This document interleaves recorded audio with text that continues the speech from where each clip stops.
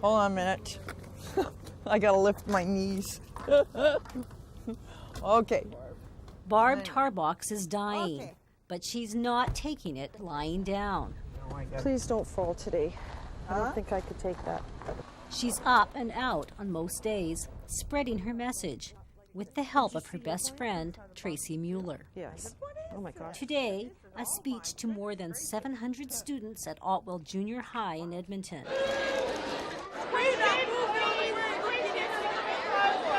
Talking to these kids is what keeps Barb Tarbox going since being diagnosed with terminal cancer in September. I've been a smoker for nearly 30 years. Check this out. 30 years, guys. See, I wanted to be with the cool crowd.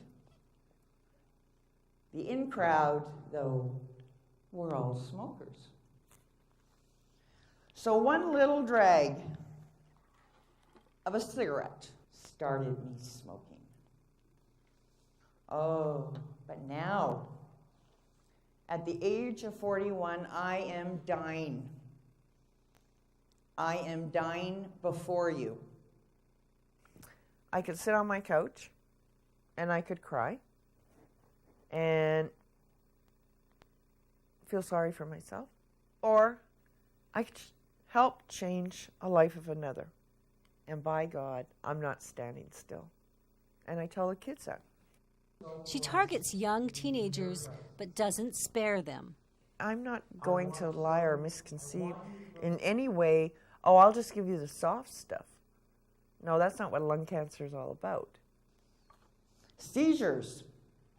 I experienced my first seizure a few weeks back. Let me tell you, that's pretty scary when you're out in the mall and you have a seizure. It scared the daylights out of me. She tells students what it's like to live with tumors in her brain, in her lungs, and near her heart. How the cancer is slurring her speech, destroying her body. Look at my arms. I don't know if you can see it, but it's where the bones stick out. You know what? The bones stick out of every area of my body now. My feet, my legs are blue, or they like to call it cyanotic, which is like a purple tinge. And you know what happens? When your tissues start to die, they turn black. Oh yes. Oh yes, people, they turn black. And there isn't, let me tell you, a perfume on the market that can hide that smell. All a result, 100% smoking. I'm angry with myself for not listening to my mother's doctor when he said, Barb, 20 years ago, he said, do you smoke? And I said, yes, I do. And my mother was diagnosed stage 4 terminal as well. And he said, if you don't quit smoking, I'm going to see you here in 20 years. 19 years later, I'm back a year earlier because I didn't quit smoking.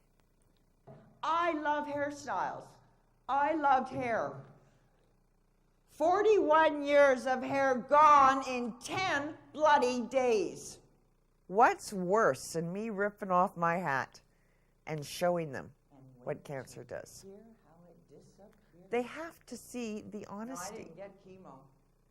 Now, how would you feel if you're 14 and somebody said, hey, and you're a smoker, do you want to end up like me?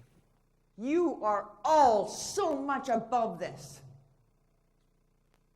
You are so much above it.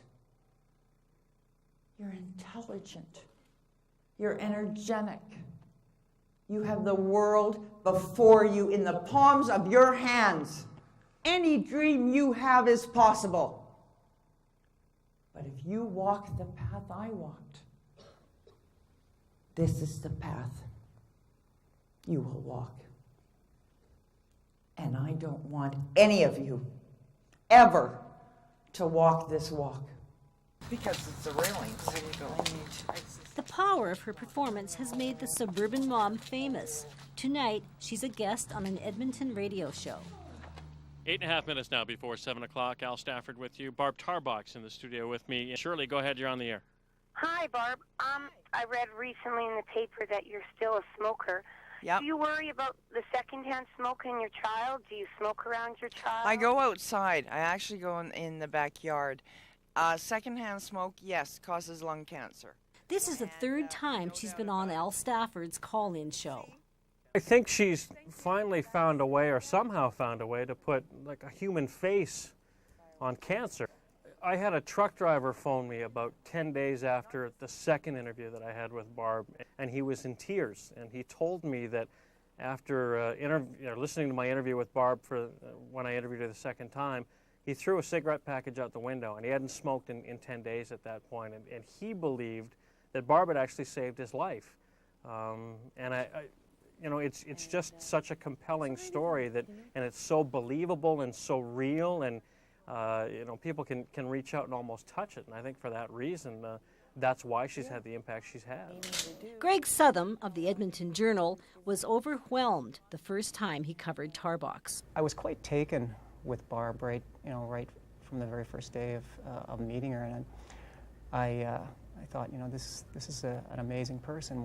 What she's doing, the courage that she has to get up there and expose herself to these kids. He was so impressed with Tarbox's spirit, he persuaded his newspaper to chronicle her final days. She's just become a local icon, really, and I suspect that can spread, and probably if she's able to keep going long enough, that could spread right across the country and right across North America with the interest in the States. Her story has caught the attention of an American network.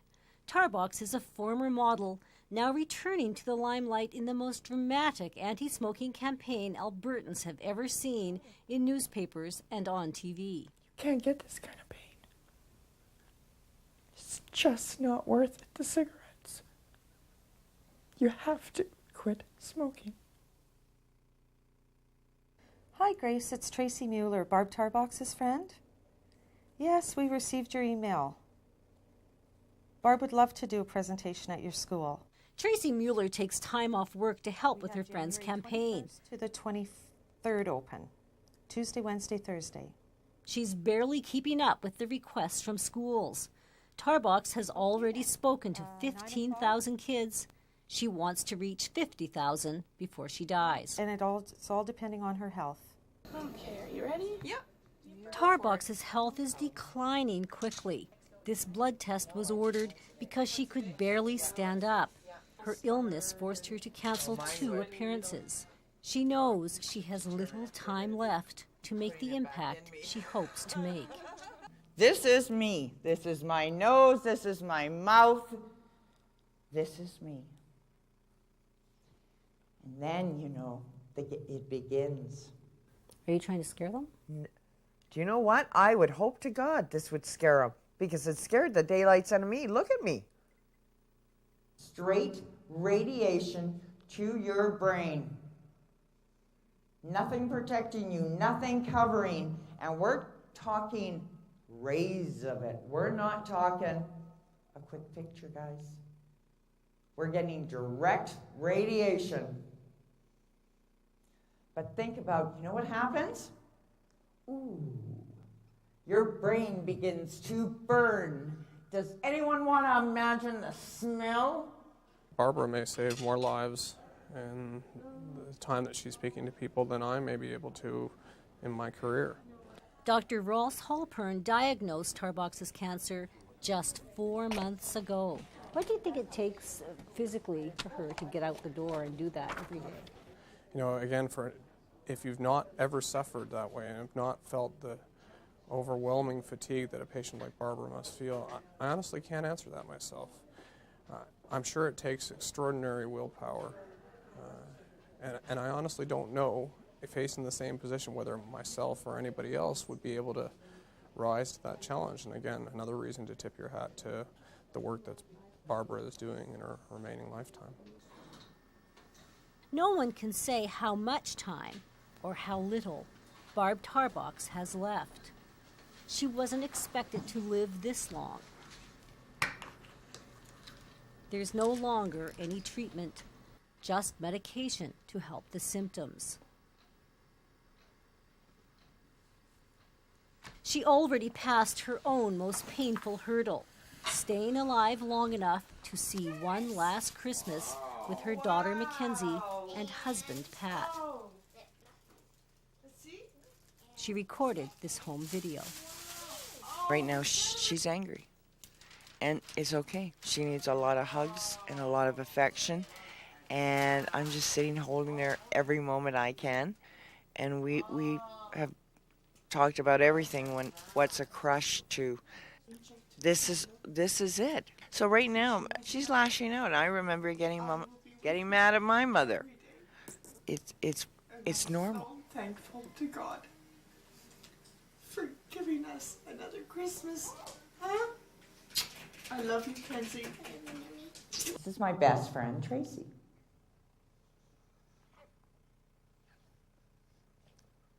Now I want you to think. You got 5 minutes. I want you to imagine your best friend or your sibling or your cousin lying on a hospital bed. And you have to enter and say goodbye to the person for the very last time. The very last time. You're not going to see them smile. You're not going to hear them laugh. You're not going to see them cry. And you're not going to be there for them. Because you're dying as a result of a stupid cigarette. What would you say? Think about it. You can't run away from reality. This is what it does. It will cut your heart in pieces. Barb asks the kids to look at somebody close to them, and like she looks at me. And that gets me every time, the same part. I thought it would get easier with each presentation, but it's getting harder because I know that the end is coming. Thank you.